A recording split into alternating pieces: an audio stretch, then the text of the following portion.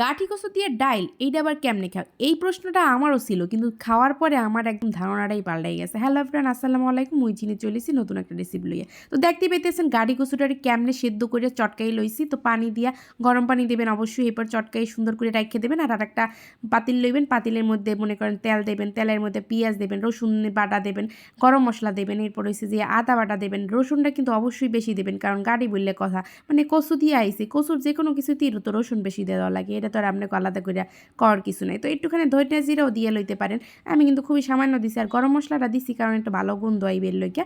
তো এরপর যাই হোক, যে ঘটনা যেটা হয়েছে, এই রেসিপিটা আসলে আমার মায়ের জীবনেও জানতো না। তো মার প্রতিবেশীর কাছ থেকে মায়ে জানছে, এরপর একদিন রাঁধতে খাওয়াইলে। তো খাওয়ার পরে তো আমি আসলে ফিদা, কেমনে মানে গাডি কচুরে অন্যভাবে কেমনে খাই। আমরা চিংড়ি মাছ দিয়ে কেন খাইবেন, আপনি হয়েছে যে ওই যে অন্য সব মাছ দিয়ে কেন খাইবেন, আপনি খাইবেন ডাইল রাইনটাতে, ডাইলে আমার গাডি কচু, ওরে বাইরে এত টেস্ট না খাইলে বলবে না। তো চিংড়ি মাছ দিয়ে লইছি, এটা কিন্তু অপশনাল, এটা আপনারা নাও দিতে পারেন। তো দেখতে আছেন এই যে গাঠিটারে আমি চটকাই রাখিয়ে দিয়েছিলাম, এইটারে কিন্তু খুব সুন্দর করে দিয়ে দিছি। আর এইটার খুব সুন্দর করে নাড়াচাড়া করে যখন ফুটতে উঠবে তখন কিন্তু আপনি গরম পানি দিয়ে লইবেন, একটু টাইম লই এটারে নাড়াচাড়া করতে পারেন। তো এইতে দেখতে আছেন ফুটতে উঠতে আছে, তখন কিন্তু আমি দিয়ে লইছি গরম পানি। আর এখানে কিন্তু ঠান্ডা পানি দেবেন না, কারণ গরম পানিটা দিলে আপনি রান্নাটাও তাড়াতাড়ি হইবে। আর কচু টচু টাইপের সব জিনিস একটু গরম পানি ইউজ করাই ভালো আর কি, গলা যাতে না ধরে আর কি।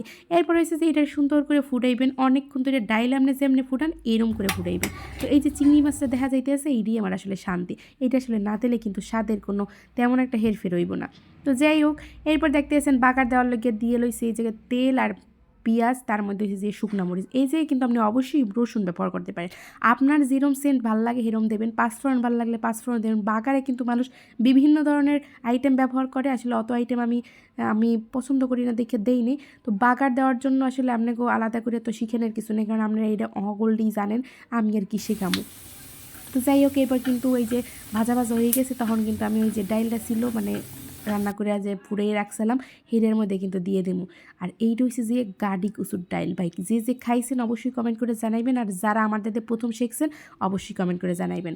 না খাইলে কিন্তু খাইয়ে লইবেন, কারণ এইটা কিন্তু মিস করা যাইবে না, এমন একটা পারফেক্ট ডাল, এত টেস্টি রে ভাই। তো দেখতে আছেন থিকনেসটা কেমন হয়েছে, কি দারুণ হয়েছে দেখতেই পাইতে আছেন।